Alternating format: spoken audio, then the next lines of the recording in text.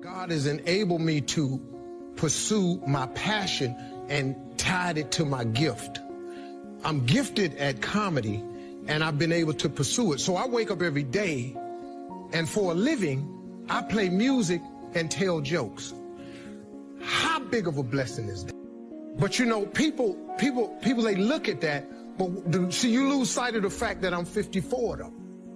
And you don't know the fact that I've been doing this 27 years in order to get to the point where I can wake up and play music and tell jokes for a living. It's like my guest Tim Gannon, who explained the fact that he wanted to play polo. He didn't buy a pony till he was 40.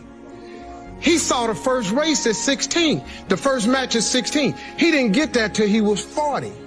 But so people look at him as the owner of the Outback Steakhouse and they go, wow, but they have no idea the journey and the stress. And what I want to talk to you about is stress. What stress is, what it really is. How it's necessary if you're planning on getting to where you're trying to go to. See, stress is God's way of training you. It's preparation. But what most people do is, see, once you get stressed, you don't want that no more. So now you give up, you through. I'm stressed, so I don't want it. Nobody likes stress. In order to develop and to change and to grow, stress is necessary. So you got to be willing to go get it every day. There's a story my father told me all the time. Now, I've heard it several different ways, but I'm just telling you the way my daddy gave it to me. He said, son, he said, every morning on the plains of the eastern Serengeti Desert, there arises a gazelle that realizes that he must run faster than the fastest lion, or he will be eaten and he will die that day. On that same desert arises in the morning a lion that realizes that he must run faster than the fastest gazelle, or he will starve and he will die that day. He says, son, the moral of the story is, no matter who you is, when you wake up in the morning, you need to be running. And so what he taught me was a work ethic of how to work. In order to get to where you want to go, you got to put yourself under some stress stuff. See, stress is necessary. God is a trainer. This is what I've learned about it. And all I can tell you is, you know, how I got to be who I am. That's all I can share with you. I got no other stories for you. He got me to this point because from so far from what I done gathered in the process I'm in, he wants me to share my story with those that's still trying to get there. And at 40, you can still buy the pony. And by age 50, you can still have 5 world championships. See, I'm a seed. I really am. But a seed has to be planted. A seed got to have dirt put on top of it. If you take a seed and throw it on the concrete and walk off, the sun just burn it up. But guess what? Logically, in my mind, it doesn't make sense that to grow something, you should dig a hole, put it down in there, and cover it with dirt. Logically, that don't make no sense to me. But oh, though. See, dirt is necessary for growth and development. Dirt builds character. Dirt gives you the push-through factor. Dirt makes you come with it when you don't feel like coming with it no more. And you get dirt in a lot of different ways.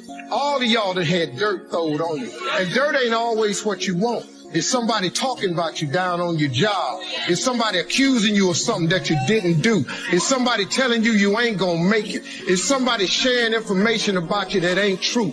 That everybody get dirt put on them. But see, when you're getting put under that stress, please know God is always working. Kirk Franklin's song, God is always working, so I smile. Because I know he back there. See, that dirt builds character in you. When they talking about you, it teaches you to withstand it.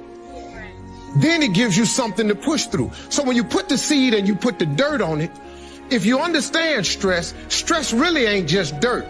stress, see, they don't call it dirt when they plant it. They call it soil. Because, see, soil has nutrients in it.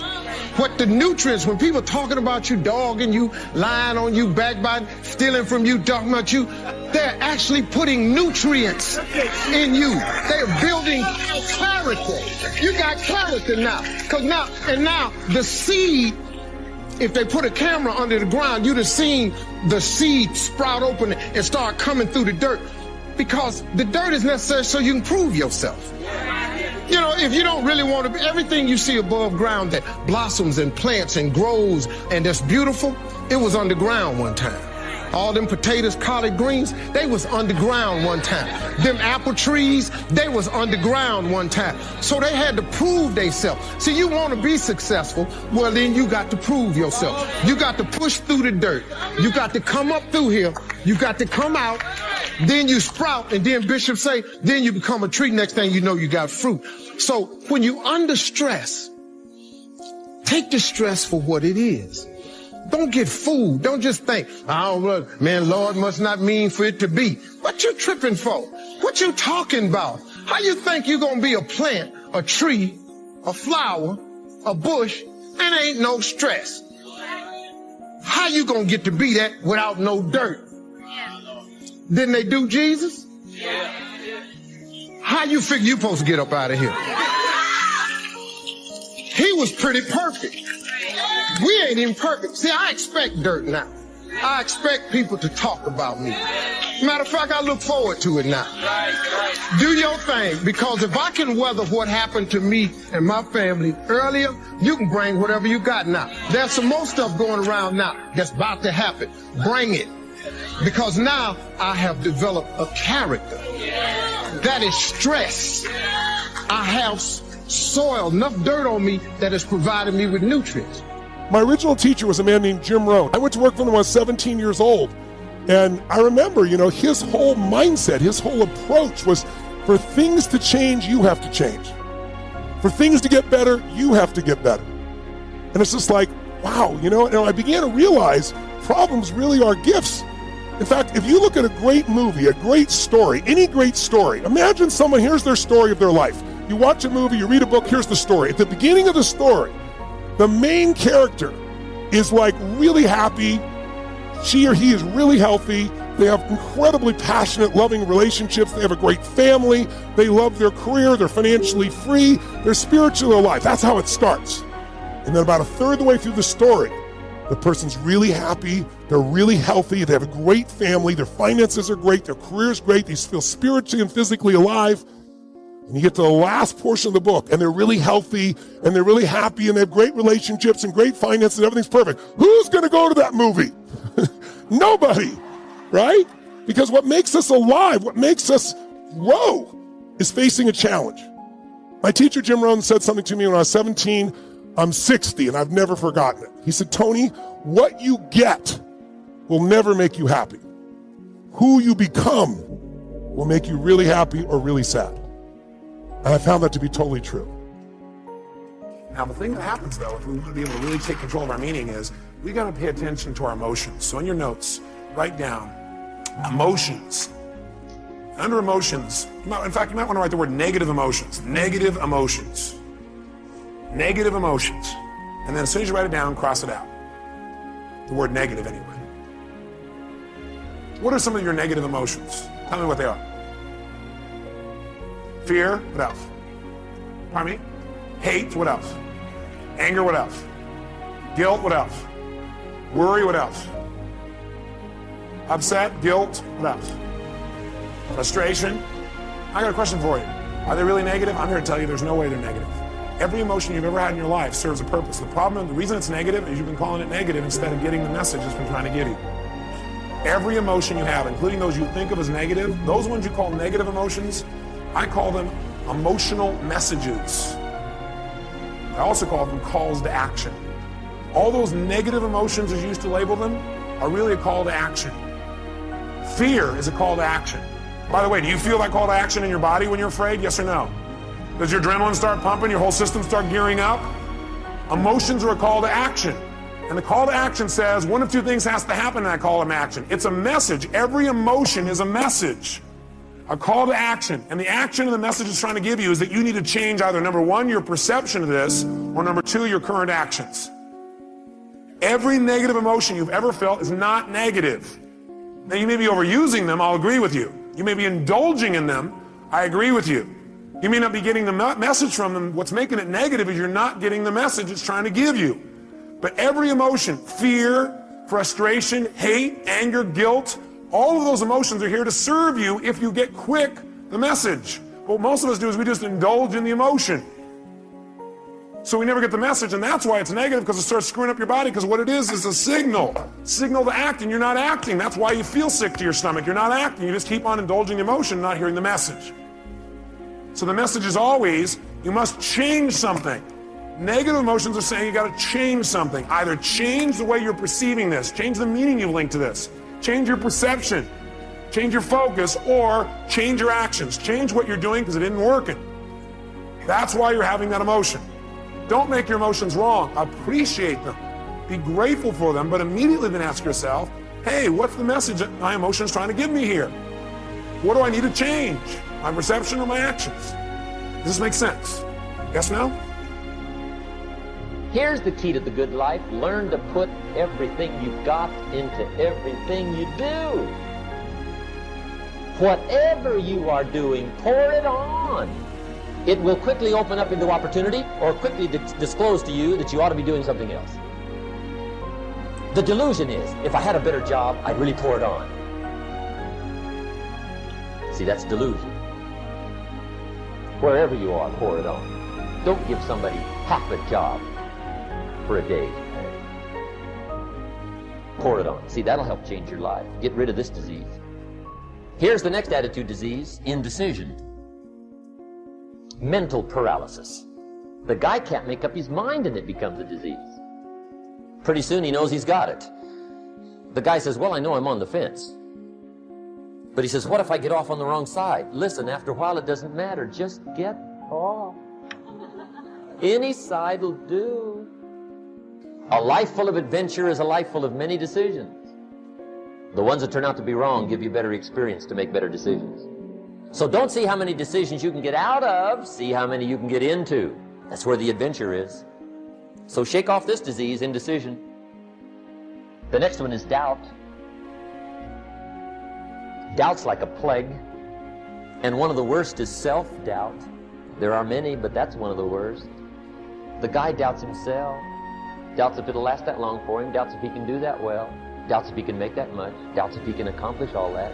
A chronic, excellent self-doubter. You can imagine what damage that does to your future. So here's the key. Turn this coin over and become a believer. And there's many things to believe in. One of the majors is yourself. In other words, the purpose of your goal is not to get the goal. The purpose of your goal is who you become to get that. You could take away all the things or accoutrements that I have the privilege to have in my life today, and you could never take away who I've become as a man, what I've contributed to human beings, and that feeling inside of ownership that comes from that kind of growth. So my goal for these 5 days is give you some momentum in each area, give you some strategies, give you some insights, and just get you to focus. Because where focus goes, energy flows. And most people focus on what they don't want, and so they experience more of that. Turn on the news, and all you're going to hear, news people are good people, but they're a business. And guess what? People keep saying we're in an information society. Who are we kidding? The information society died a long time ago. There's too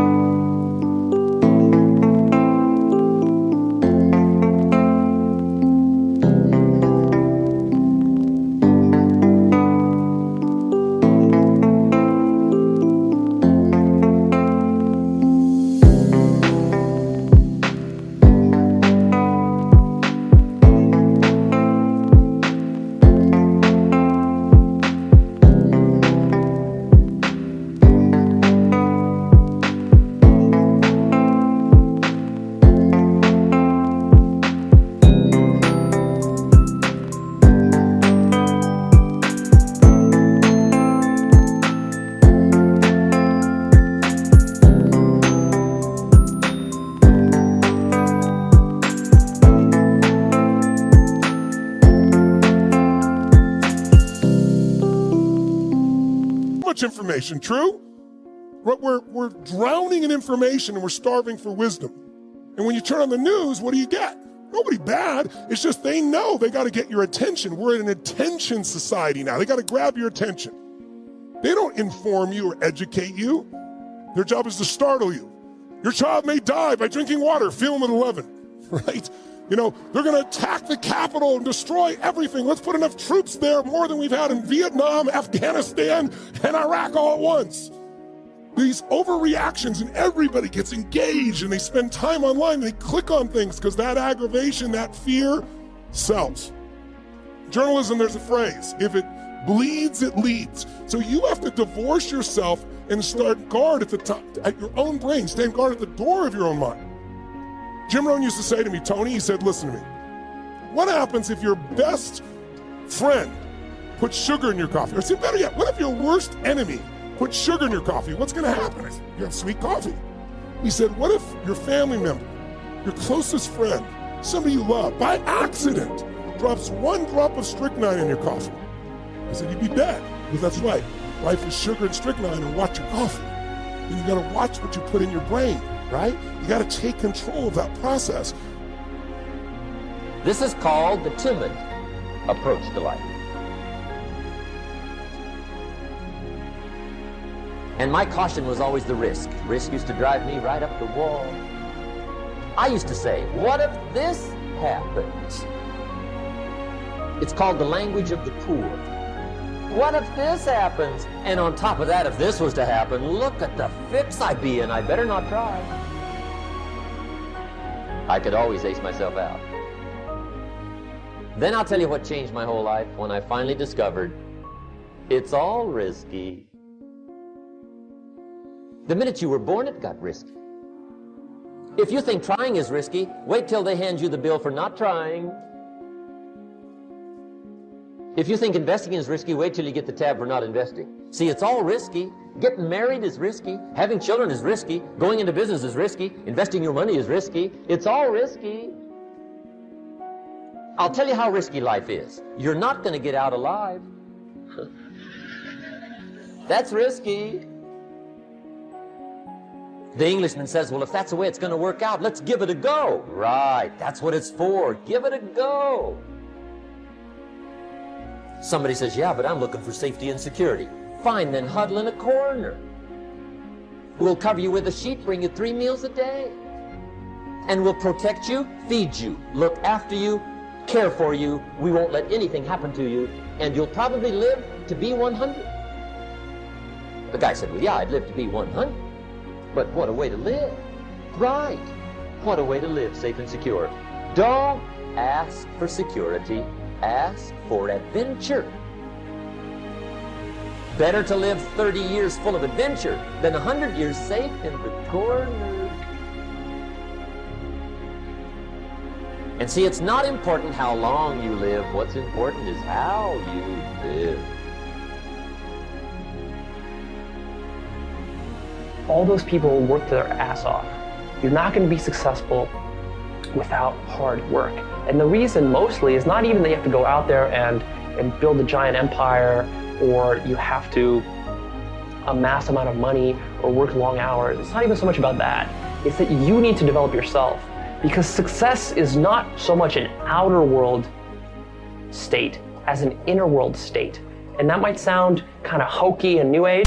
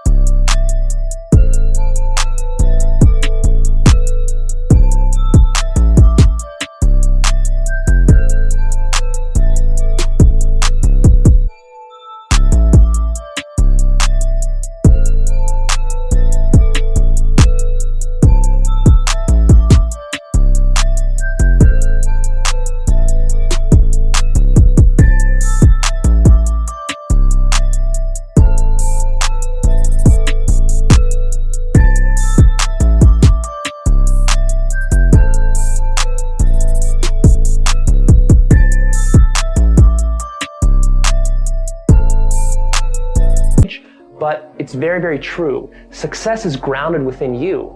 You're not going to be able to maintain any sort of level of success if you do not have the psychology to really follow principles, to know how to maintain success, to think strategically, to think long-term, to delay gratification, to resist addictions. All of these factors come into play. So you can't expect to start out with tons of people. Some people say to me all the time, well, Brendan, it's so easy for you because you got millions of people on your email list and you have millions of people on Facebook and tens of millions. You have your broad goal, yes. You have your long-term goal, yes. And then you got your short-term goals that lead and are strategically aligned with that long-term goal. You cannot overcome those thoughts because they keep rising up and they've become a habit and it's sort of a pattern. So I don't want you to focus on the thoughts. I want you to focus on taking action, even though you doubt yourself. It's you. And sure, you may have grabbed some little foothold from the podcast or from one of the books, but it isn't me that changes you, it's you.